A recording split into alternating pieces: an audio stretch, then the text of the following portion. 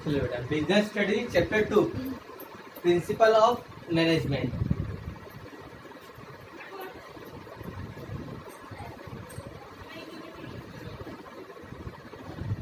कौन सा page number? 32।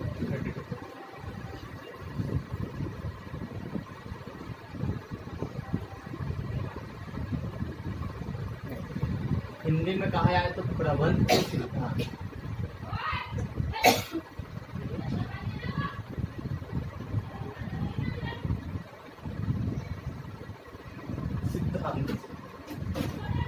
प्रबंध के सिद्धांत।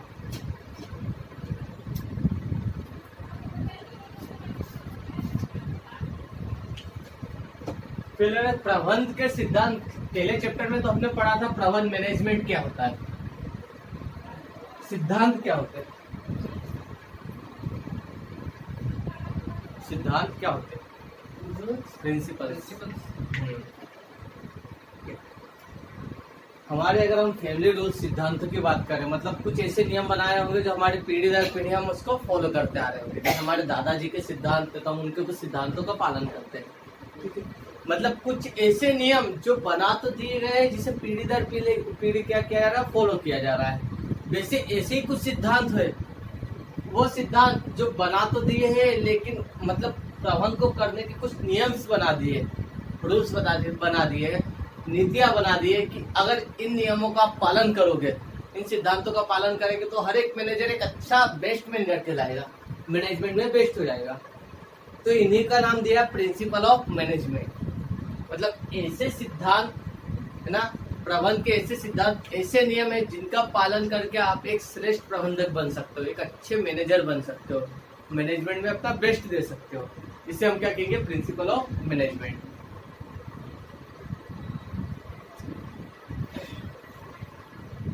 पहला क्वेश्चन आता है, what do you mean by principle of management.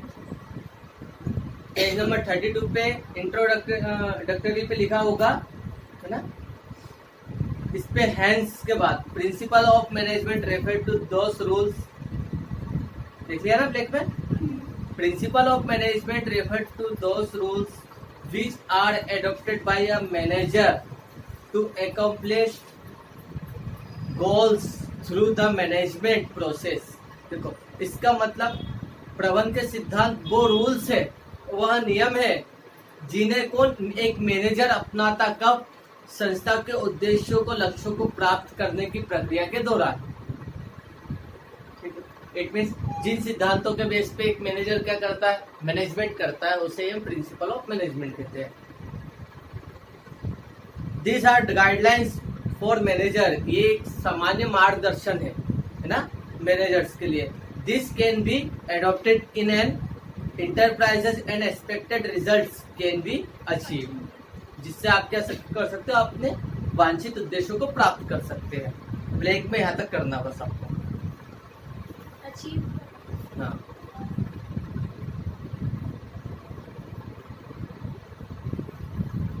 फिर पेज चेंज करेंगे आप 34 पे। नेचर और characteristics of principal of management, प्रबंध के सिद्धांतों की विशेषताएं सेम वही है जो पहले चैप्टर में मिल जाएगा। यूनिवर्सली एप्लीकेबल मिल गया था, सार्वभौमिक सिद्धांत पहला एक ये कर सकते, फ्लेक्सिबल दूसरा ये पॉइंट कर सकते आप, तीसरा कर सकते हैं, 5th नंबर वाला कर सकते हो, इक्वलिटी।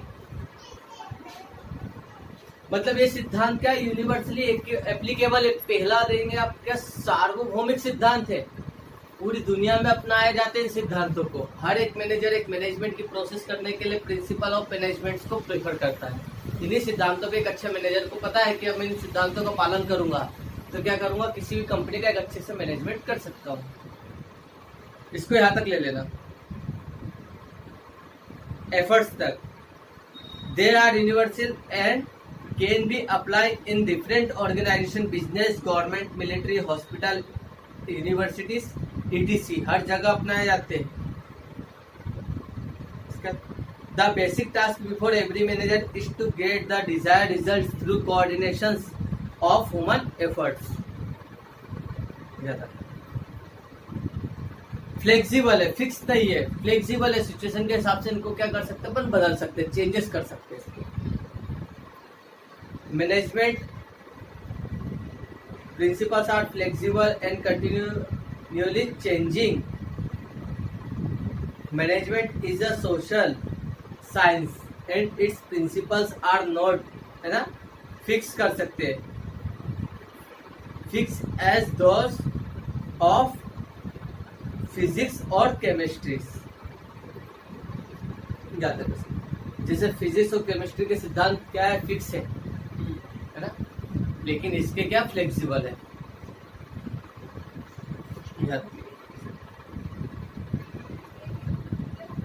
फोर्थ वाला भी कर सकते हैं, in form of general guidelines, एक सामान्य निर्देश है, सटीक नहीं है बेटा कि इसको पालन ही करना है, एक सामान्य है, ये आपके लिए रास्ता है। अब आप रोड पे जा रहे हो तो आपको पता है ये क्या है, जाने का रास्ता है, आने का है, ठीक है, ये सामान्य दिशा निर्देश, आप अगर इसको फॉलो करोगे तो आपको एक्सीडेंट भी नहीं होगा, पुलिस आपका चालान भी नहीं बनाएगी, कोई प्रॉब्लम नहीं होगी। लेकिन ये कंपलसरी नहीं कि आप उसी रास्ते से निकलोगे, मतलब सामान्य दिशा निर्देश है, जनरल गाइडलाइंस है, इसको आप यहाँ तक ले सकते हो। स्ट्रिक्टली टू ऑल सिचुएशंस,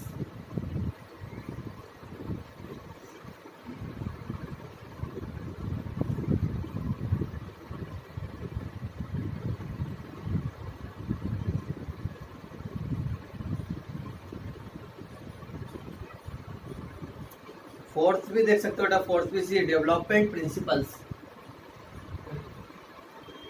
ये सिद्धांत क्या करते हैं, हर एक मैनेजर का विकास करते हैं, ठीक है, डेवलपमेंट के लिए बनाए गए। The management principles are advocated with increasing problem faced by managers in their working as experience involves new principles have got place. जैसे जैसे एक मैनेजर का अनुभव बढ़ता जाता है तो वो इन प्रिंसिपल्स में क्या करता है, कुछ ना कुछ अपडेशन कर देता है, उसका अनुभव बढ़ता है, मतलब एक तरीके से क्या विकासात्मक सिद्धांत भी हो सकते हैं। और इक्वलिटी, इसको तो यहाँ तक ही ले लीजिए। All management principles are equally important, सभी सिद्धांत अपने आप में महत्वपूर्ण है। No one principle has greater significance than the others. क्या आप ऐसा नहीं कि हेनरी फ्यूल के सिद्धांत बेस्ट है कि एफ.डब्ल्यू. टेलर के सिद्धांत बेस्ट है, दोनों ही अपने आप में क्या प्रधानता रखता है। हेनरी फ्यूल और एफ.डब्ल्यू. टेलर कौन है, इसके बारे में पढ़ेंगे।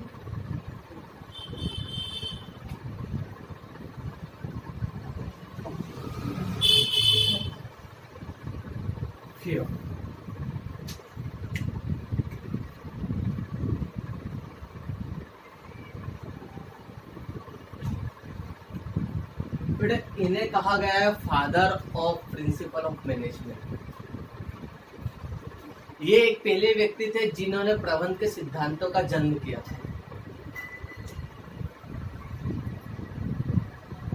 मतलब मैथ्स में कुछ सिद्धांत बना दिए, साइंस में बना दी, हर जगह कुछ सिद्धांत है किसी चीज को करने या नहीं करने के। लेकिन एक मैनेजर को भी कुछ सिद्धांतों का पालन करना चाहिए जब एक अच्छा मैनेजमेंट संभाले, तो इसके लिए तो इसीलिए इन्होंने सबसे पहले प्रिंसिपल ऑफ मैनेजमेंट एडवोकेट किए थे, इसलिए इन्हें father of principal of management कहा जाता है। फादर ऑफ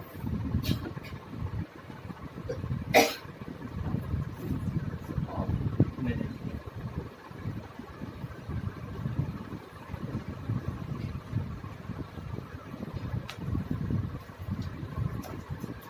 एक नंबर का ऑब्जेक्टिव आता है, father of principal of management is called, मतलब कॉल्ड डेट। तो यहाँ पर आपको नाम लिखना पड़ेगा हेनरी फ्यूल का, कहीं ना कहीं से घूम के आएगा। इन्होंने कितने सिद्धांत बनाए थे, 14 सिद्धांत।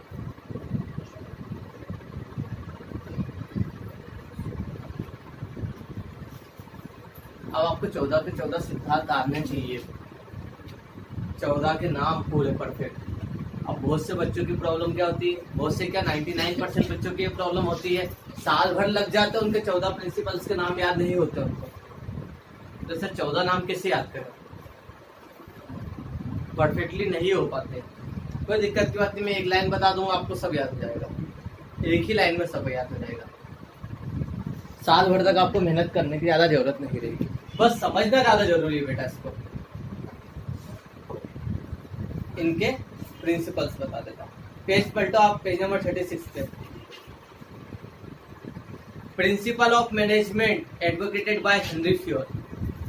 ठीक है, देखो सबसे पहले लेते हैं। Henry Fayol was born in 1841 in France. Henry Fayol का जन्म 1841 में फ्रांस में हुआ था। ठीक है, he was contemporary to F.W. Taylor, but the situation in front of Fayol was different than in front of Taylor.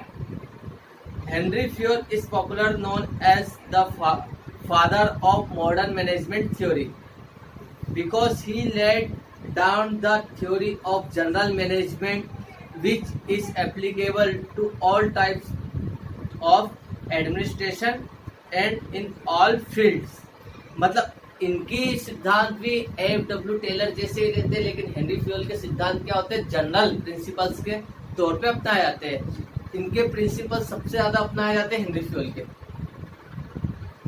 F.W. Taylor के भी आते हैं, लेकिन उसके साइंटिफिक है, उसके जो सिद्धांत है बहुत स्ट्रिक्ट है, हर कोई नहीं अप्लाई कर सकता है, जबकि हेनरी फ्योल के सिद्धांत हर जगह पर हर लेवल पे अप्लाई किए जा सकते हैं। इन्होंने एक बुक लिखी थी, इनकी बुक का नाम याद रखना, एडमिनिस्ट्राइल एट जनरल। ये फ्रांस में है, जिसका इंग्लिश में प्रोनाउंसिएशन क्या होता है, जनरल एंड इंडस्ट्रियल एडमिनिस्ट्रेशन। जो इन्होंने बुक लिखी थी ना, उस बुक का नाम याद रखना है ना, जनरल एंड इंडस्ट्रियल एडमिनिस्ट्रेशन। एक था। तो अब तक को बस नॉर्मली क्या ध्यान रखता है, हेनरी फ्योल फ्रांस के थे, 1841 में उनका बर्थ हुआ था। इन्होंने जो बुक लिखी थी, इस बुक का नाम पता होना चाहिए, और इन्हें क्या कहा जाता, father of principal of management के नाम से जाना। अब इनके 14 सिद्धांत, इसका मतलब मैनेजमेंट करने के 14 सिद्धांत। आगे जाके फ्यूचर में आप मैनेजर बनोगे तो आपको कौन कौन से सिद्धांतों का पालन करना चाहिए।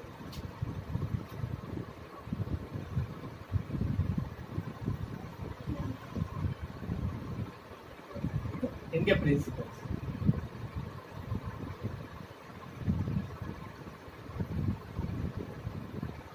पहला सिद्धांत होता है इनका डिवीजन ऑफ वर्क।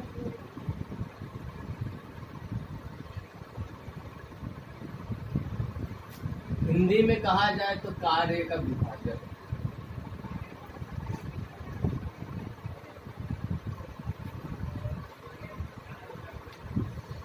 जब भी आपको कोई बड़ा काम दिया जाएगा तो उस काम को आप छोटे छोटे सब टास्क में बांट दो। लाइक अपने एक स्कूल का कहते हैं कि बच्चों को 12th पढ़ाना है, कॉमर्स वालों को, तो ये तो बड़ा टास्क है कि 12th आप सबको पास कराना है। अब 12th में एक बड़ा टास्क क्या, आपको 5 सब्जेक्ट्स है, तो मैं क्या करूंगा, डिवीजन ऑफ वर्क। एक मैनेजर ने क्या करा, डिवीजन ऑफ वर्क। पहले के टाइम पे क्या होता था, जैसे हम 4th 5th तक में हम पढ़े स्कूल में, तो एक ही मैम सभी सब्जेक्ट पढ़ाती थी, इससे मैम के ऊपर वर्कलोड बढ़ जाता है। अभी भी होता है बहुत सारे स्कूलों में, 4th 5वीं तक तो एक ही मैडम सब सब्जेक्ट पढ़ा देती है। इससे क्या प्रेशर बहुत आता है, नॉलेज की भी कमी रहती है। अगर एक सर एक ही सब्जेक्ट्स पे कमांडिंग कर रहा तो उसमें एक मास्टर हो जाता है। और उस समय क्या एक ही मैम हिंदी भी पढ़ा रही, English, math, science, social science सब पढ़ाने लग जाते थे। तो उसके ऊपर क्या होता था, प्रेशर बढ़ जाता था कि एक ही मैडम में 4-5 घंटे एक ही क्लास में बैठे, उनका प्रेशर भी है बच्चों, है ना, और भी बहुत सारी प्रॉब्लम्स उनको क्रिएट होती है। तो ये सबसे बड़ा मैनेजमेंट में बहुत सारी प्रॉब्लम्स आती थी। तो सबसे अच्छा मैनेजमेंट फिर स्कूल में क्या है, पीरियड सिस्टम्स का, कि अब लेक्चर्स में लगने लग जाएंगे। लेक्चर्स कैसे, मैथ्स के लिए अलग सर, साइंस के लिए अलग, सोशल साइंस के लिए अलग, हिंदी के लिए, इंग्लिश के लिए अलग। तो प्रॉपरली टाइम पे क्या हो रहा, कोर्स भी कंप्लीट हो रहा, सब सब्जेक्ट्स भी कंप्लीट हो जाता है, मतलब उनका काम इजी हो जाता है। वैसे अगर आपका कोई किसी कंपनी का बहुत बड़ा एम है, गोल है, उसको अचीव करना है, तो उस बड़े काम को छोटे छोटे सब टास्क में बांट दो, और जो उस काम के लिए माहिर है उस बंदे को वही काम दो। जैसे मैथ्स का सर मैथ्स में एक्सपर्ट है तो उसको मैथ्स ही पढ़ाने के लिए दो, हिंदी के सर को हिंदी ही पढ़ाने के लिए दो। तो हर इंसान क्या होगा, उसके काम का स्पेशलाइजेशन हो गया उसको, तो इंसान को उसके हुनर के हिसाब से काम मिल रहा है। मतलब किसी बड़े काम को छोटे छोटे कामों में बांट देना, टास्क को बांट देना, सब टास्क में बांट देना, ये डिवीजन ऑफ वर्क होता है। ठीक है, तो फ्यूचर में आपको भी कोई बड़ा टास्क मिल जाता है तो आप एक टीम बनाओगे, उस टीम में आप देखोगे कौन किस काम में माहिर है, आप उस बंदे को उस काम के लिए दे दोगे। मतलब ये क्या हुआ, डिवीजन ऑफ वर्क। इसने बोला आप जब भी आप मैनेजमेंट कर रहे हो तो किसी भी बड़े टास्क को आप पहले सबसे छोटे छोटे सब टास्क में बांट दो और काम उसको ही दो जो उस काम में स्पेशल हो। इसे बोलेंगे आप डिवीजन ऑफ वर्क। दूसरा प्रिंसिपल आता है अथॉरिटी एंड रिस्पॉन्सिबिलिटी।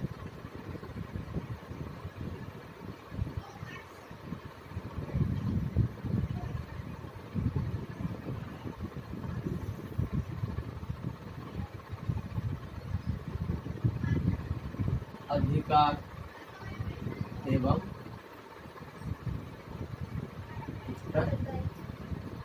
दायित्व। अधिकार क्या होता है, उत्तरदायित्व क्या होता है? बचपन से सुनता है अथॉरिटीज एंड रिस्पॉन्सिबिलिटीज। अधिकार जिसपे हमारा हक है और रिस्पॉन्सिबिलिटी, अधिकार को हम एक तरीके से बोल सकते हैं पावर, शक्ति, है ना। उत्तरदायित्व को बोल सकते हैं हम कर्तव्य। ठीक है, अथॉरिटी का मतलब हो गया आपके पास पावर और रिस्पॉन्सिबिलिटी का मतलब हो गया आपका कर्तव्य, ये आपका टास्क। एक पुलिस वाले को अधिकार है, क्या अधिकार है, वो मार सकता है, जेल में बंद कर सकता है, जरूरत आने पे गोली चला सकता है। कितने पावर है पुलिस वाले को, तो उसकी अब रिस्पॉन्सिबिलिटी क्या हुई कि उसके रहते उस क्षेत्र में कोई क्राइम ना हो, चोरी ना हो, शांति बने रहे, ये उसकी क्या रहती है, रिस्पॉन्सिबिलिटीज रहती है। मतलब अधिकार ही उत्तरदायित्व की जननी। जब जब आपको कुछ अधिकार मिलेंगे तो कुछ रिस्पॉन्सिबिलिटी खुद ही जनरेट हो जाती है। मतलब अगर इंदौर में अपने 78 में अगर कोई चोरी हो गई, मर्डर हो गया ना, तो सबसे बड़ी प्रॉब्लम किसकी आती है, उस इंचार्ज पुलिस वाले की।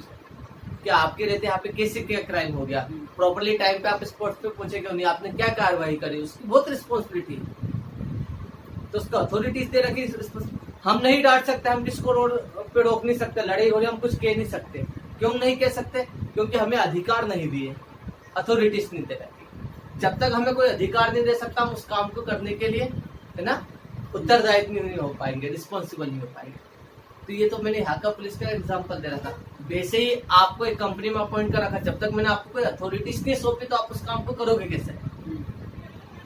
तो इसलिए इसने बोला कि दूसरा प्रिंसिपल क्या है कि आप भले से मैनेजर हो लेकिन आप अपने ही अधीनस्थों को, जो आपके नीचे जो काम कर रहे सबऑर्डिनेट है, उनको कुछ अधिकार सौंपिए, बार बार आपसे पूछने नहीं आए वो, ताकि वो उस काम को करने के लिए क्या हो, रिस्पॉन्सिबल हो। इसलिए आजकल क्या हो गया, एक मैनेजर को लगता है यार कि मैं पूरी कंपनी नहीं संभाल सकता, तो उसने क्या बना दिया, ये बड़ा मैनेजिंग डायरेक्टर, तो उसने अलग अलग मैनेजर बना दिए, ब्रांच मैनेजर, प्रोडक्शन मैनेजर, है ना, मार्केटिंग मैनेजर, और उनको अधिकार सौंप दिए। लाइक ये प्रोडक्शन मैनेजर है, इसको अधिकार दे दिए कि आप मुझसे बिना पूछे क्या कर सकते हो, प्रोडक्शन से रिलेटेड आप डिसीजन ले सकते हो। आप एम्प्लॉइज को रख सकते हो आपके फैक्ट्री में, मतलब आप प्रोडक्शन की जगह पर, ठीक है, आप सारा हिसाब किताब कर सकते हो, आप निकाल भी सकते हो क्योंकि आप मैनेजर हो प्रोडक्शन हेड के। लेकिन आपकी रिस्पॉन्सिबिलिटी की टाइम पे हमें प्रोडक्ट मिल जाए, प्रोडक्ट अच्छी क्वालिटी के मिले, है ना, हमारी लागत कम आए, कॉस्ट कम आए, तो उसको कुछ अधिकार सौंपे तो ही वो रिस्पॉन्सिबल हुआ उसको काम करने के लिए। तो इसको बोलते हैं रिस्पॉन्सिबल। अब ये भी क्या करेगा, सुपरवाइजर को कुछ राइट सौंप देगा ना, क्योंकि अपने सब ऑर्डिनेट्स को सौंपेगा। तो इसने पहले अधिकार दिए इसको, तो वो उस काम को करने के लिए रिस्पॉन्सिबल हुआ। तो दूसरा प्रिंसिपल क्या कहता है कि आप, है ना, अपने सबऑर्डिनेट्स को कुछ अथॉरिटीज दीजिए ताकि वो उस काम को करने के लिए क्या हो, रिस्पॉन्सिबल हो। इसमें नहीं दे रखा, लेकिन कहीं मैंने सुना था, ये बीएस में ही आगे आपको सुनने को मिलेगा, अधिकारी उत्तरदायित्व की जननी है। ठीक है बेटा, तो ये तो इजी है।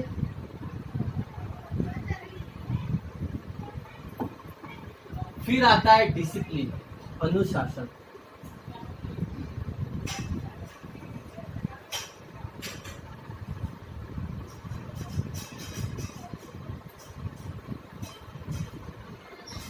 क्या होता है अनुशासन? नियमों में रहना। स्कूल में अनुशासन क्या, टाइम पर बच्चे आ जाए, इन फुल ड्रेस में आए। जब आपकी क्या प्रेयर खत्म हो तो पहले गर्ल्स आए, क्लास में बैठे फिर बॉयज आए, ठीक है। इस टाइम पे लेक्चर लगने ही चाहिए। अनुशासन का मतलब होता है नियमों में बांध देना, ठीक है, ताकि नियमों का लोग पालन कर रखें। कैसा हुआ, कोई भी सर आया, कोई सा भी चैप्टर पढ़ा दिया, कभी भी लेक्चर, कोई सा भी लेक्चर लग गया है, तो इससे क्या प्रॉब्लम होगी, आपको पढ़ने में बहुत समस्या आएगी। वैसे अगर किसी कंपनी में भी अगर अनुशासन स्थापित नहीं, कोई भी एम्प्लॉय अपने हिसाब से आ रहा है, अपने हिसाब से छुट्टी लेके चली आ रहा है ना, बहुत सी ऐसी प्रॉब्लम्स आती है। तो अनुशासन स्थापित करना बहुत ज्यादा जरूरी है। हेनरी फैले वाले जैसे स्कूलों में अनुशासन रहते थे, वैसे ही अनुशासन क्या हो अपनी एक फैक्ट्री में भी हो, पुलिस में भी, आर्मी में सबसे ज्यादा स्ट्रिक्ट वो रहते हैं प्रिंसिपल्स, डिसिप्लिन सबसे ज्यादा स्ट्रिक्ट रहते हैं। एक छोटी सी गलती उनको बहुत भारी पेनल्टी उनको भुगतनी पड़ती है, सजा उनको बहुत बड़ी मिलती है। मेरा दोस्त आर्मी में था, उसका एक खाली आई कार्ड घूम गया था, उसके पीछे उसको बहुत समस्या है। तो इसमें छोटी छोटी बातों पे रहते थे। यहाँ पर इतने स्ट्रिक्ट पे अनुशासन ना हो कि एम्प्लॉय भाग जाए 15 दिन काम करके, हो जाते ना तो ज्यादा ही है। कि आप फैक्ट्री में एक देवस्थान के एक डब्बा फैक्ट्री, वहाँ पे डब्बे बनते जो आप ऑयल यूज करते हैं ना, रिफाइंड ऑयल से खाना बनाने के लिए, कुकिंग ऑयल से, तो वहाँ पे कंपनी डब्बे फैक्ट्री के सामने, मतलब हर एक मशीन के सामने कैमरा लगा है और गार्ड 2 तैनात कर रखे कि देखो किसके आग नहीं झपके, कोई बात नहीं करे। और 12 घंटे की जॉब वहाँ पे, सुबह 8 से रात के 8 बजे तक की जॉब है, और कैमरा सर पे लगा रखा है।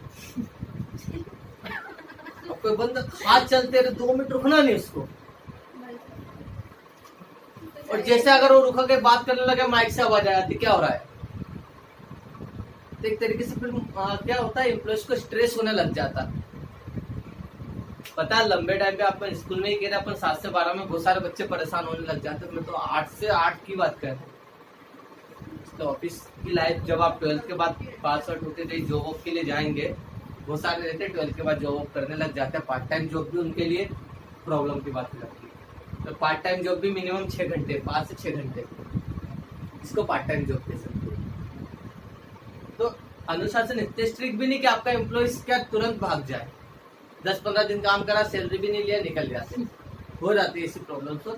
तो अनुशासन रखिए, लेकिन नियमों में एम्प्लॉयज बने रहे ताकि आपका प्रोडक्शन स्मूथली चल सके।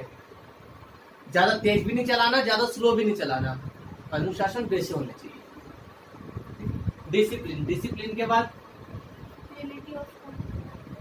Unity of command. बेटा मेरे को 14 के 14 याद है, और यूनिटी ऑफ डायरेक्शन।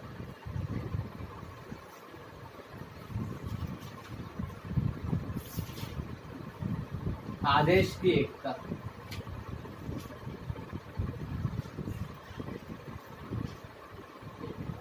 और यहाँ पे निर्देश की एकता।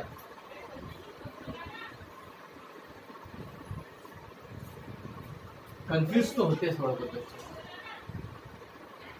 यूनिटी ऑफ कमांड, एक प्रैक्टिकल एग्जांपल देता हूँ मैं कंपनी में था, ओम शांति बजाज। वहाँ पे क्या बनते थे, ये 3 व्हीलर्स आप देखते हैं ना, सीएनजी ऑटो, वो बनते थे वहाँ पे कंप्लीटली।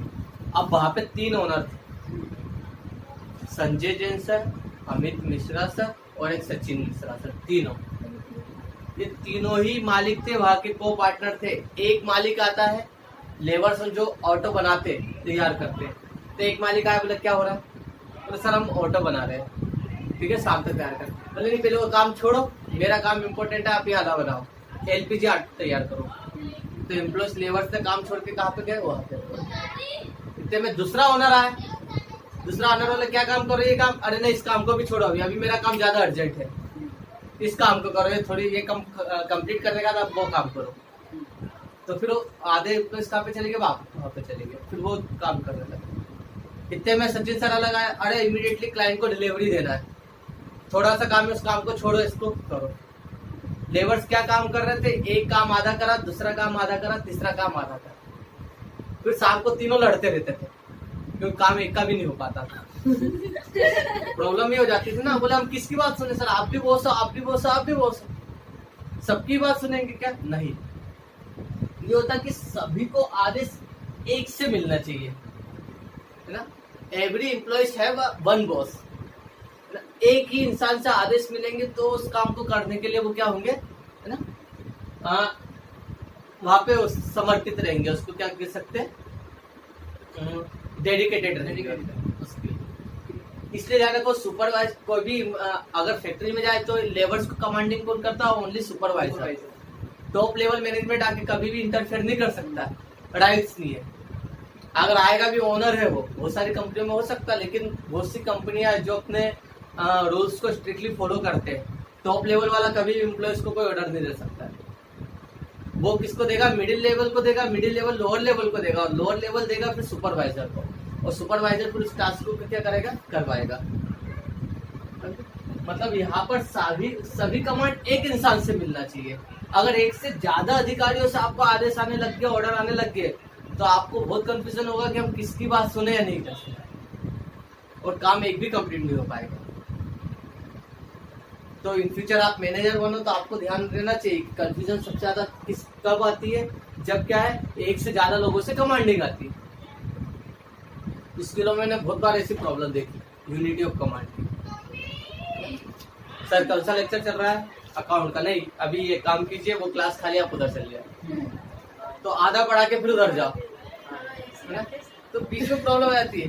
फिर दूसरे आ जाती है सर कि सर ये कौन सा चल रहा है, सर वाला नहीं, ठीक है सर 2 मिनट इधर आइए, ये काम करवा लीजिए, तो 2 क्लास खाली होकर फिर तीसरा काम करने लग जाते थे, ऑफिस काम के लिए बुला रहे थे। तो ये क्या होता था, कमांड अलग अलग जगह से आ रही है, इसकी जगह कमांड किसी एक ही पर्सन से मिलेगी तो प्रॉब्लम सोल्व हो जाएगी आपकी, तो काम में रुकावट नहीं आएगी। अब यूनिटी कमांड क्या, एक ही इंसान से ऑर्डर मिल रहे हैं, मैंने आप सबको बोला इधर जाओ, 4 इधर गए, 5वां वहीं पे बैठा रहा, उसने सुना ही नहीं, या वो अपने मन की चला रहा है, डायरेक्शन पे नहीं जा रहा वो। निर्देश की एकता, मतलब जो मैंने आपको कमांड दी है आप उसी डायरेक्शन में जाओगे तो काम होगा।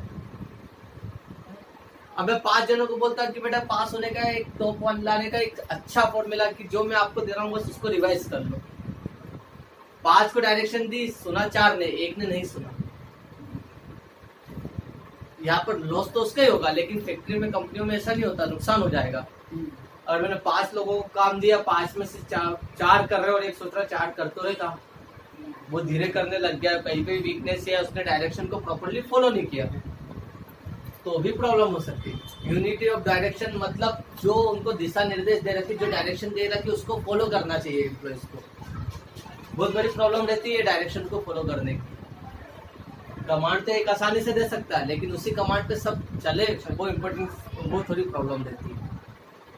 तो ये क्या कर सकते हैं अपन, यूनिटी ऑफ डायरेक्शन।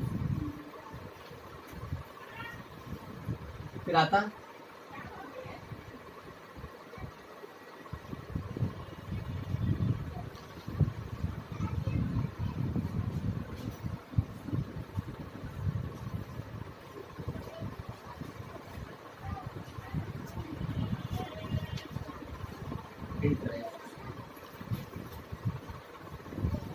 इसमें क्या है,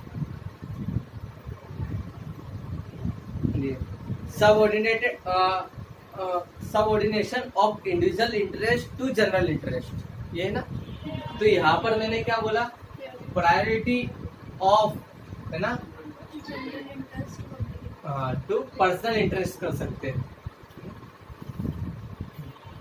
personal interest to general interest कर सकते हैं।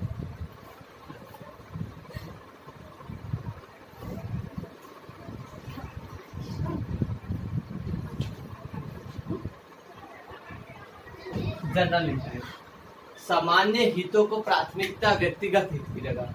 मैनेजर, आप अपने मैनेजमेंट के प्रिंसिपल्स बनाए, ये प्रिंसिपल कौन फॉलो करता है, मैनेजर, है ना। मैनेजर मतलब किसी भी डिपार्टमेंट में, किसी भी कंपनी में सबसे ऊंची पोस्ट होती है, ठीक है। अब वो ऊंची है तो वो अपने अधिकारों का गलत उपयोग नहीं करे, या उस समय को अपने व्यक्तिगत फायदे के लिए उपयोग ना करे।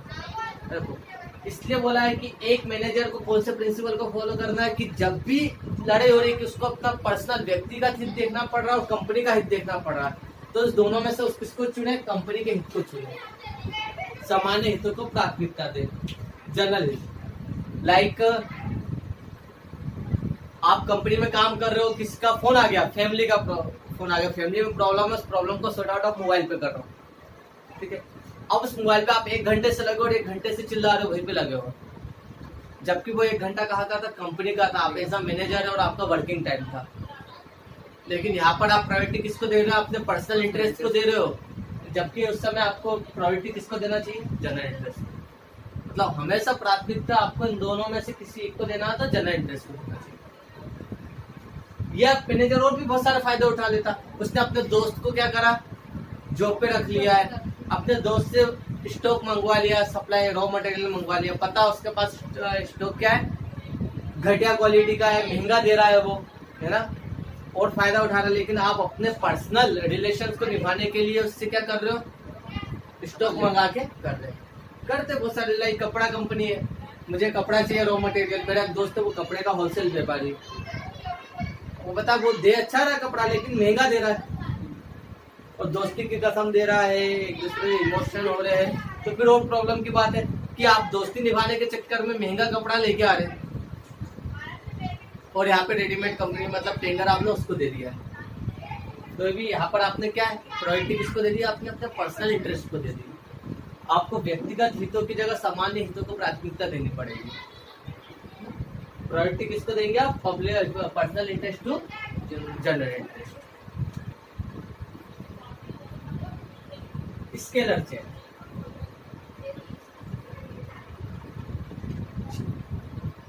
सोपान श्रृंखला,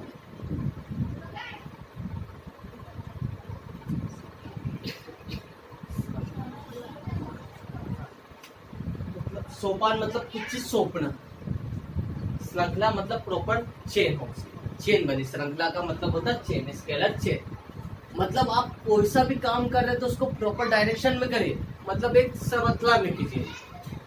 इसमें एक तरीके से इस तरीके चार्ट बना हुआ है, ये से चार्ट बना है इसमें, ये top level, middle level, lower level. अब आप कोई भी काम कर रहे हो, मतलब कोई सा भी कम्युनिकेशन जा रहे हो तो वो प्रॉपर वे में जाए, है ना। ऐसा नहीं कि यहाँ पर अधिकारी बैठा है टॉप लेवल का है, 2 अधिकारी इधर बैठे, 2 इधर बैठे, तो जिस वे में बैठे ना उसी वे में आप क्या करो? ऑर्डर दो। अगर कंपनी को कोई ऑर्डर देना तो सबसे पहले वो किसको बोलेगा? टॉप लेवल वाला, किसको बोलेगा? Middle level. ये आपस में सेम लेवल पे तो डिस्कशन कर सकते हैं। फिर मिडिल लेवल वाला लोअर लेवल को, लोअर लेवल वाला फिर किसको बोलेगा? वर्कर्स को। तो ऐसा नहीं कि टॉप लेवल सीधा आया और उसने वर्कर को बोल दिया कि चलो भैया काम करने लग जाओ, आज शाम तक कितना काम करना, बाकी मिडिल लेवल लोअर लेवल को कुछ पता ही नहीं। कमांडिंग तो बहुत सारे इश्यू हो सकते हैं, अकाउंटिंग के इश्यू आ सकते हो सकता है इसने काम का बोल दिया लेकिन मटेरियल ही नहीं है कंपनी में, स्टॉक ही नहीं है, या लाइट्स की कुछ प्रॉब्लम आ रही है, प्रोडक्शन से रिलेटेड कोई प्रॉब्लम आ रही है, तो बहुत सारी ऐसी प्रॉब्लम आ सकती है। तो क्या जब भी कोई प्रॉपर ऑर्डर आते डायरेक्शन से तो सभी अधिकारी को पता चल जाएंगे ना, टाइम पे स्मूथली काम हो पाएगा। तो बीच में कुछ प्रॉब्लम्स होगी तो ये अपने लेवल पे सॉल्व करते करते इस प्रॉब्लम को क्या करेंगे? प्रॉपर सॉल्व करने का डायरेक्शंस मिल जाएगी, मतलब एक सूचना सभी अधिकारी को पहुंच जाएगी। इसलिए क्या होता है, ऊपर से नीचे की ओर क्या जाते हैं? ऑर्डर, और नीचे से ऊपर की ओर रिक्वेस्ट, है ना। ऊपर से नीचे की ओर आदेश और नीचे से ऊपर की ओर निवेदन जाते हैं, रिक्वेस्ट जाती है। मतलब कोई सा भी काम है ना तो प्रॉपरली क्या हो? श्रृंखला में चले, मतलब कम्युनिकेशन का एक प्रॉपर वे हो, बातचीत करने का एक प्रॉपर वे हो। सरकारी विभाग में सबसे ज्यादा चलती है सोपान श्रृंखला, इसलिए फाइल एक से एक खसकती जाती है आगे। देखा होगा ना कि अगर आपने किसी भी चीज के लिए अप्लाई करा तो धीरे धीरे क्या होगा, एक डिपार्टमेंट से दूसरे डिपार्टमेंट, दूसरे से तीसरे डिपार्टमेंट में अगर हमें कुछ प्रॉब्लम होती है, जब मैं ज्यादा पुलिस फील्ड में इसमें ज्यादा जुड़ा हूँ तो मुझे जानकारी रहती है। अगर आपके साथ कुछ गलत होता है तो सबसे पहले आप कहाँ जाओगे? पुलिस चौकी पे। चौकी पे जाओगे आप, पुलिस चौकी पे जाओगे, अपनी प्रॉब्लम सोल्व करवाओगे। अगर उससे लग रहा प्रॉब्लम बड़ी नहीं है तो खुद आएगा और सॉल्व करके चले जाएगा। लेकिन उसको लग रहा है प्रॉब्लम बड़ी है, एफआईआर दर्ज करना चाहिए, फर्स्ट इंफॉर्मेशन रिपोर्ट एफआईआर दर्ज करवाना चाहिए, देन फिर वो आपको कहाँ पे पहुंचाएगा, थाने पे। थाने पे ये प्रोसीजर है, पहले कम्युनिकेशन यहाँ पर, दूसरा कम्युनिकेशन वहां पर। तो आपकी फाइल कहाँ पे गई, एप्लीकेशन यहाँ पे, एप्लीकेशन वहां पे जाएगी, वहां से कंप्लेंट हुई, फिर वहां पे प्रॉब्लम सोल्व होती। अगर वहां से भी प्रॉब्लम आपकी सोल्व नहीं हुई, देन फिर आपकी फाइल कहाँ पे आती है, सीएसपी पे, क्योंकि आगे डीआई डिस्कशन करते नहीं सर प्रॉब्लम बढ़ी है आप सॉल्व करें, तो वो जाते सीएसपी पे। सीएसपी से भी सॉल्व नहीं हुई तो फिर वो जाती है एसपी ऑफिस पे, एसपी ऑफिस से भी सॉल्व नहीं हुई तो फिर ये केस जाता आपका डीएसपी पे, है ना, एसपी पे। यहाँ पर मतलब इसका प्रॉपर कम्युनिकेशन करना। वैसे सरकार में हर डिपार्टमेंट का कम्युनिकेशन प्रॉपरली जाता ताकि एक ही प्रॉब्लम को क्या हर लेवल पे सॉल्व करने की लेके एफर्ट लगाया जा सके।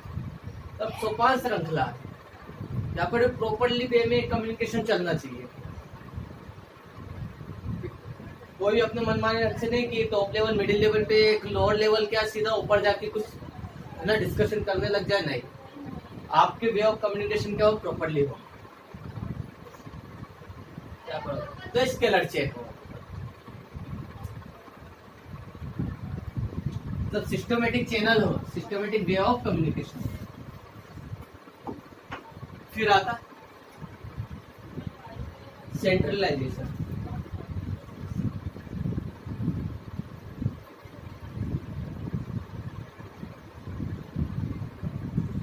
केंद्रीकरण। क्या होता है सेंट्रलाइजेशन, केंद्रीकरण, ये होता है सेंट्रलाइजेशन, है ना। ये पॉइंट्स का मतलब होता है सेंटर, सेंट्रलाइजेशन। दीक्षा सेंट्रलाइजेशन का मतलब एक पॉइंट, मतलब सभी कंट्रोल एक ही इंसान के पास हो। और डिसेंट्रलाइजेशन का मतलब क्या होता है, ये सेंट्रलाइजेशन कंट्रोल आपने हर जगह बांट दिया, इसे बोलते हैं डिसेंट्रलाइजेशन।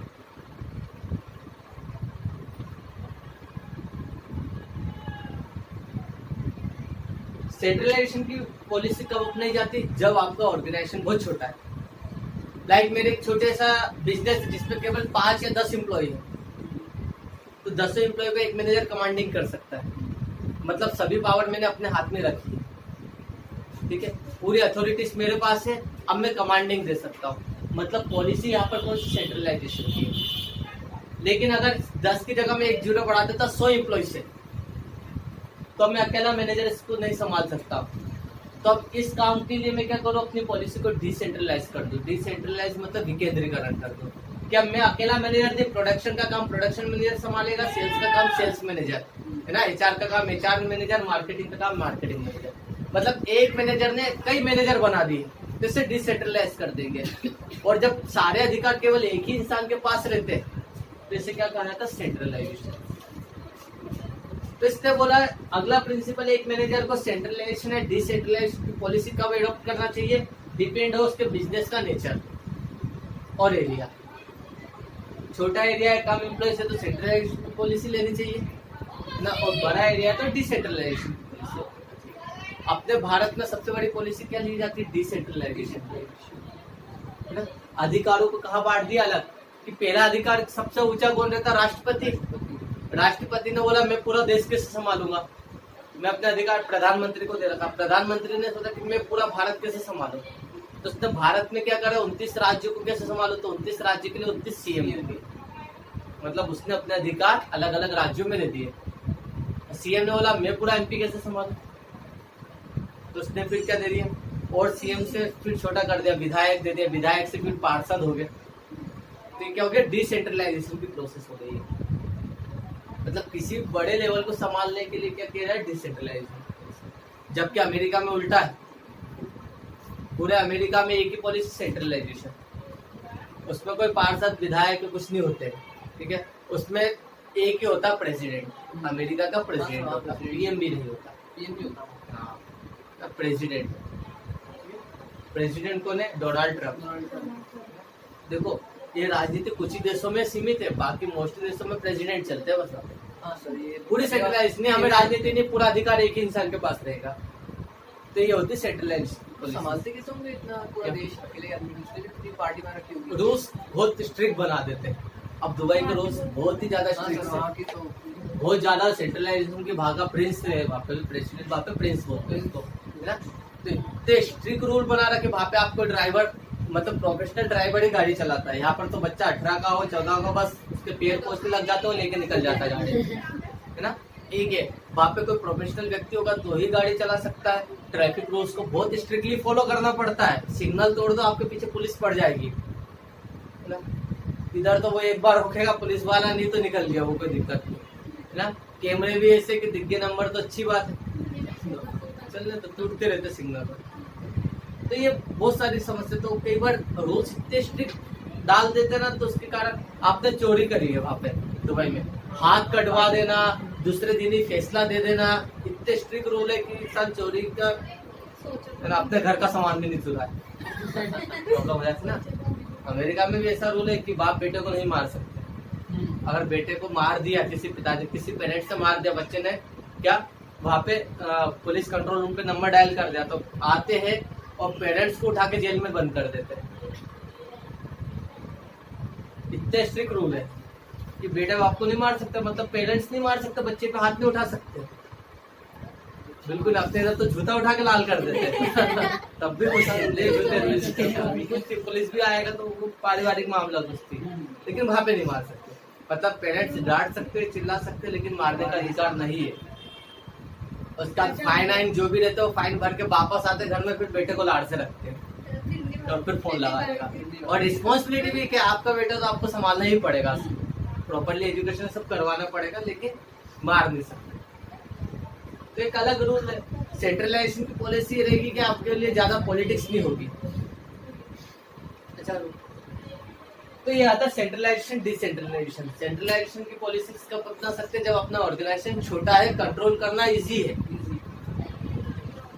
अब इन्होंने अमेरिका अभी नहीं बोला सर, अमेरिका तो छोटा नहीं बहुत बड़ा देश है, हेड ऑफ नेशन है, तो इस पे सेंट्रलाइजेशन पॉलिसी के रूल्स इतने स्ट्रिक्ट बना दिए, उनकी पॉलिसी अच्छी। अगर आपकी पॉलिसी बहुत अच्छी स्ट्रिक्ट रूल्स है तो आप सेंट्रलाइजेशन की पॉलिसी कवर कर सकते हैं।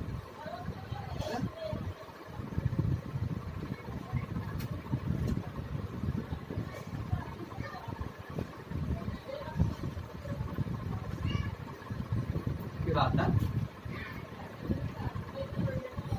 ऑर्डर। ऑर्डर का मतलब आदेश, ये वाला आदेश नहीं है। इसमें ऑर्डर का मतलब ऑर्डर मतलब प्रॉपरली जो कोई सीक्वेंस में जमे रहते हैं, तो आप बोलते हैं ना प्रॉपर ऑर्डर में जमा है, ये वो वाला ऑर्डर है। तो देखो ये फैक्ट्री है, इस फैक्ट्री का मेन गेट यहाँ पर है। लाइक ये फैक्ट्री है कुछ स्टील की कंपनी की, स्टील के प्रोडक्ट बनते हैं। अब लाइक इस फैक्ट्री का गेट यहाँ पर, फैक्ट्री बहुत बड़ी, इसमें बहुत बड़ी आती, करीबन 500 मीटर तक में भी जा सकती है, बहुत बड़ी रहती फैक्ट्री। अब इन्होंने क्या रखा, कारखाना, ये जब भी ट्रक से स्टील का सामान आता है तो स्टील का सामान रखने के लिए गोदाम इन्होंने इधर बना रखा। गोदाम के लिए, फिर प्रोडक्शन के लिए जो भी मटेरियल निकालते हैं उस प्रोडक्शन के लिए मटेरियल इन्होंने इधर बना रखा। फिर मशीनें कहाँ पे लगा रखी, इसने एक मशीन यहाँ लगा रखी, एक प्रोसेस के लिए यहाँ पर, दूसरी प्रोसेस के लिए यहाँ पे, 3 प्रोसेस में आपकी मशीन मटेरियल होके निकलता है यहाँ पर। देन फिर यहाँ पे कंप्लीट होके जो भी फिनिश होता है, फिनिश स्टॉक को, लाइक पंखे बनते थे स्टील के, है ना, ये फैन लगे हुए इस टाइप के स्टील के फैन सोन बनते हैं वहाँ पे। तो फैन के लिए क्या मटेरियल आ रहा है, अब देखो स्टील टनों में आता है, बहुत भारी भी रहता है। अब ट्रक यहाँ से यहाँ तक आया, यहाँ से आपने ट्रक से सामान खाली करवाया, खाली करवा के कहाँ पे लेके, एकदम कोने में यहाँ पे खाली करवाया। कितनी लेबर लगी होगी उठा के लाने ले जाने में, एक ही लेबर, प्लस फिर अब यहाँ से स्टॉक उठा के आपने कहाँ पे, यहाँ पे लाया, और फिर स्टॉक यहाँ पे लाने का, फिर अब यहाँ से प्रोडक्शन आप पंखे बनाने ने स्टार्ट करा, तो आपने फिर यहाँ से मटेरियल निकाल के यहाँ पे पहले मशीन पे ले गए, फिर दूसरी मशीन पे यहाँ पर, फिर यहाँ पे लाके पंखे तैयार हुए, फिर इस फिनिश को आपने यहाँ पे रखा। बनाने से ज्यादा मेहनत उनको उठा पटक करने में लग जाएगी, क्योंकि प्रॉपर ऑर्डर में नहीं बने। इस प्रॉपर ऑर्डर में अगर जम जाते तो प्रॉब्लम नहीं होती। इसकी जगह अपन क्या बना सकते कि सर यहाँ पे फैक्ट्री क्यों ना यहाँ पे ही मटेरियल को उतराया है और उसको तोड़ के गेट बना दिया जाए।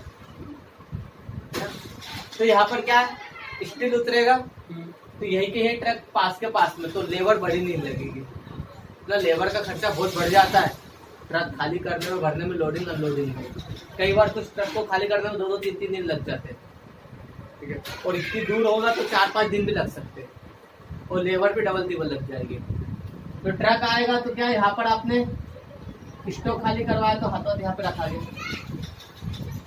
इसके बाद मशीनें यहाँ पर प्रोडक्शन के लिए, है ना, तो मशीनें कहाँ पर आ गई, यहाँ से क्या हाथों देखो यहाँ पर एक गेट कर दिया उन्होंने, तो यहाँ से स्टील निकाला और प्रोसेस चालू हो गया। तो ये स्टील कटा है, यहाँ पर बनना चालू हुए पंखे, यहाँ पे फाइनल फिनिशिंग हुई, पंखे तैयार हो गए। जैसे ही पंखे तैयार हुए देन फिर यहाँ पर क्या रख दिया अपने स्टॉक तैयार करके यहाँ पे फिनिश के रख दिया, फिनिश के यहाँ पे रख दिया, और यहीं से आपने एक गेट रख दिया कि अब ट्रक आएगा यहाँ से घूमकर इधर लगेगा ट्रक, और यहाँ से फिनिश गुड भरा जाएगा।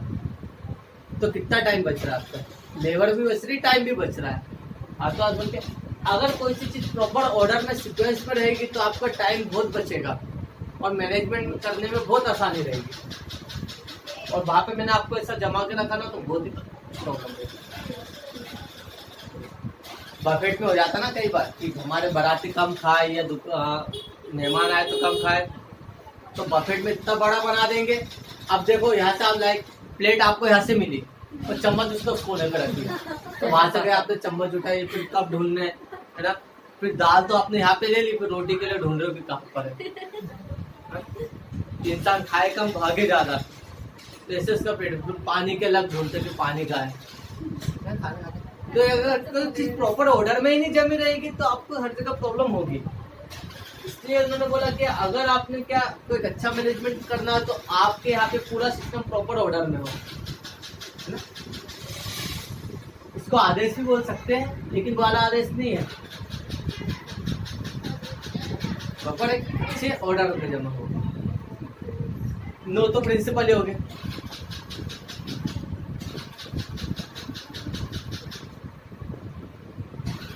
बेटा ये प्रिंसिपल सम देख लो एक बार, डिवीजन ऑफ वर्क, कार्य के विभाजन, किसी भी काम को छोटे छोटे काम में बांट देना ताकि इजी हो जाए काम करना। अथॉरिटी एंड रिस्पॉन्सिबिलिटी, डिसिप्लिन, है ना, अनुसार आदेश की एकता, निर्देश की एकता, unity of command, unity of direction, priority of personal interest to general interest, है ना, सामान्य हितों को प्राथमिकता देना व्यक्तिगत हितों से। स्केलर चेन मतलब प्रॉपर सिस्टमेटिक चैनल्स में सारा कम्युनिकेशन होना चाहिए।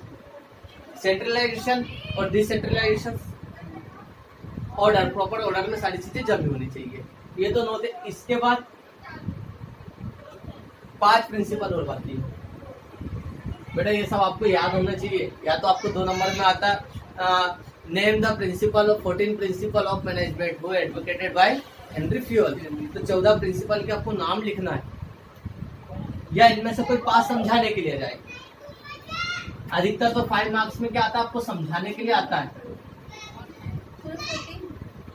5 मार्क्स में आता है explain any 5 principal of management by Henry fuel. तो एनी 5 कोई 5 समझाने के लिए आता है।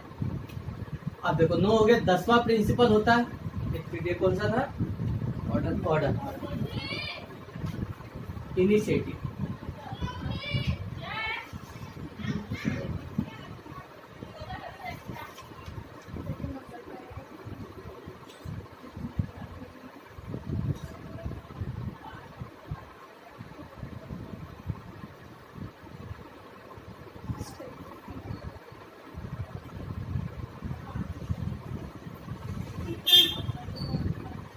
स्टेबिलिटी,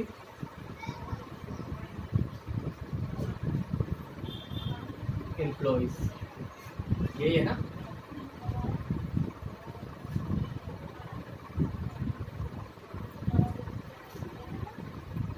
फिर इक्विटी,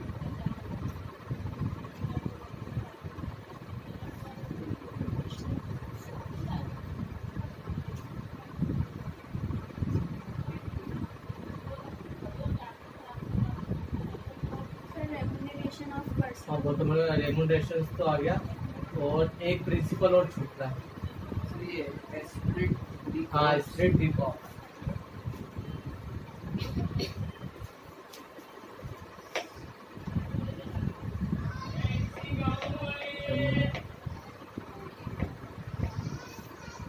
क्या remuneration to employees, personal personal हाँ टू एम्प्लॉइज भी बोल सकते।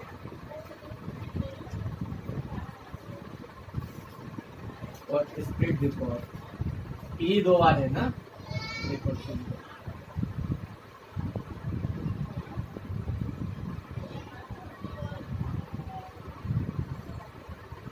सही है ओके।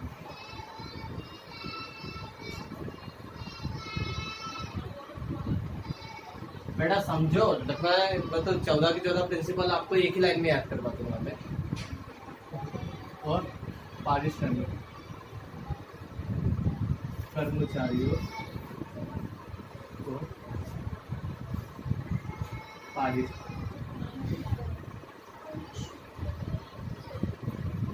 पहल क्षमता। क्या होगा पहल क्षमता? हर इंसान की सुनो, और उसके बाद जो सही है वो आप क्या करो, है ना, उनको उसका मतलब पालन करो या उसको अपनाओ। कई बार ऐसा हो जाता है कि उच्च अधिकारी अपने नीचे अधिकारी की बात ही नहीं सुनता, चाहे वो अच्छी बात कह रहा है, सही बात कह रहा तो भी नहीं सुनता।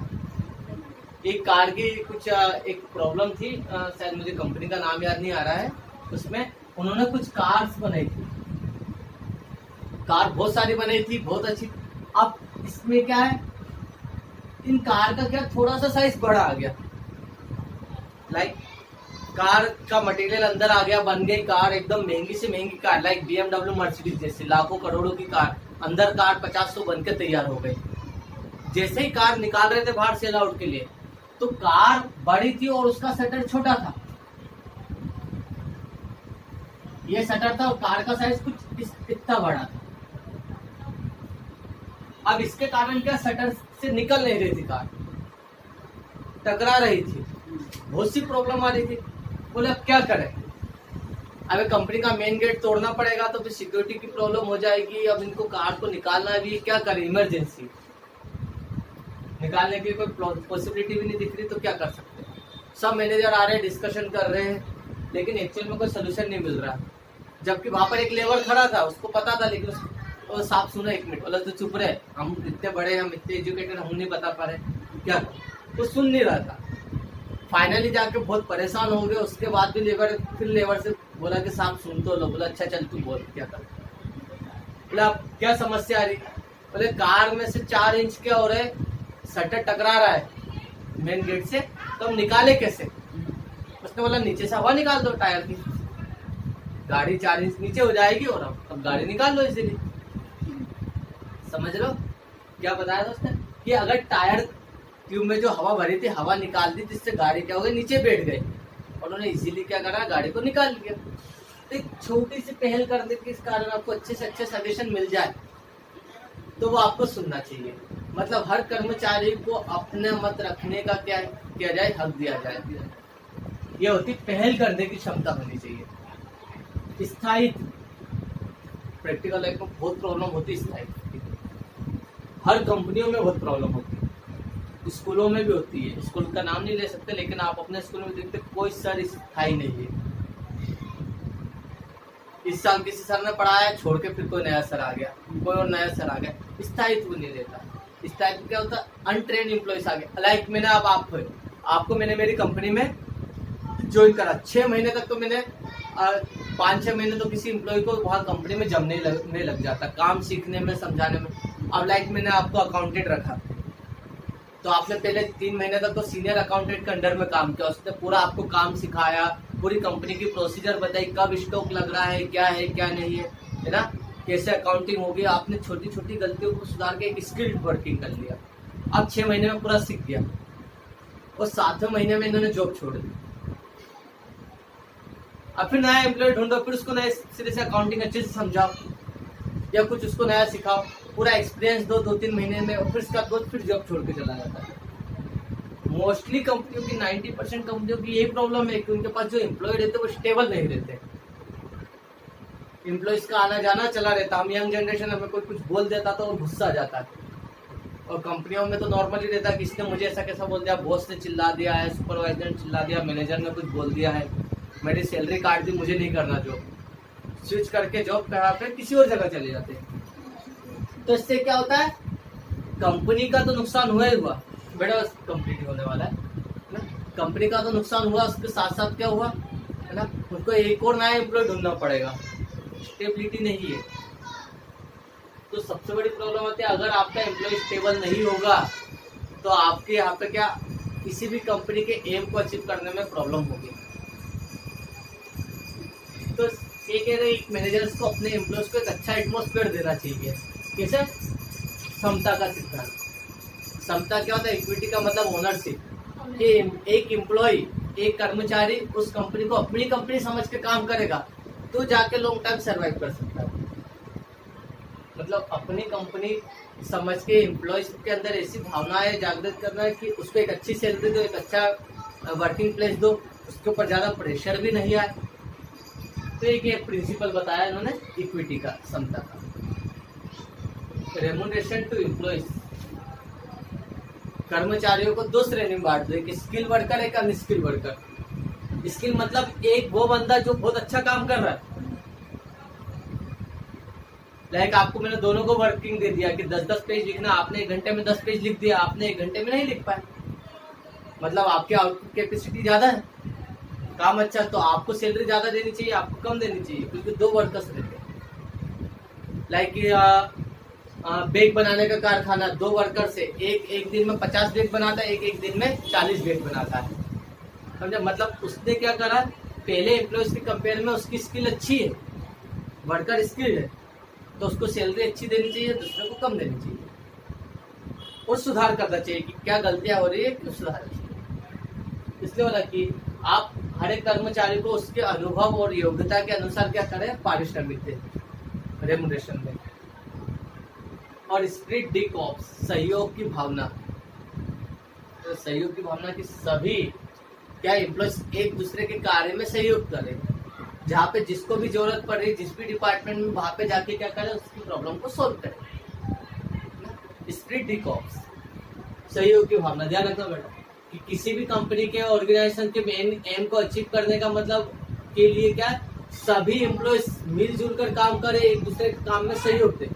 अगर आपकी कंपनी में कोई नया एम्प्लॉय आया तो उसको सिखाने में मदद करें, किसी डिपार्टमेंट में किसी चीज की जरूरत है तो वहां पे जाके उनकी मदद की जाए, सहयोग की भावना। तो 14 प्रिंसिपल दे रखे जिनको क्या कर सकते हो आप फॉलो करके एक अच्छा मैनेजमेंट कर सकते हो। आगे ध्यान रखना, डिवीजन ऑफ वर्क है ना, अथॉरिटी रिस्पॉन्सिबिलिटी है, डिसिप्लिन है, यूनिटी ऑफ कमांड है, यूनिटी ऑफ डायरेक्शन है, ठीक है, priority to general interest, individual interest to general interest, ठीक है, scalar chain, stability to employees, ठीक है, और क्या था इसमें, initiative, equity, remuneration to employees, centralisation, decentralisation, scalar change, और एक स्पिरिट डी कॉर्प्स, सहयोग की भावना। अभी 14 के 14 प्रिंसिपल्स को आप कैसे याद करोगे बेटा? इसको पढ़ना एक बार पहले आप घर पे। 14 प्रिंसिपल है, टाइम लगेगा, लेकिन एक बार आप पढ़ोगे तो एक लाइन में मैं आपको 14 प्रिंसिपल बता दूंगा, 14 के 14 प्रिंसिपल आपको आ जाएंगे। बहुत अच्छी लाइन है, वो इजीली याद भी हो जाएगी, आपको रटने की जरूरत नहीं है। बड़े 14 प्रिंसिपल आज आपको घर पे पढ़ना, ठीक है।